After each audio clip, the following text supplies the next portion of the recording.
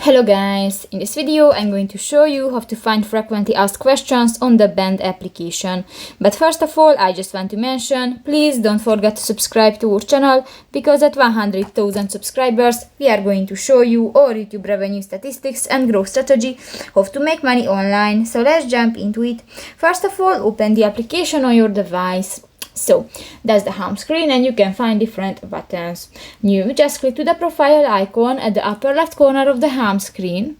Scroll down, and in the support section you can find the first button, the frequently asked questions. Tap that, and here you can find different topics. For example, are there video instructions? Click that, and if you click to the sentence, you can find the info about the question.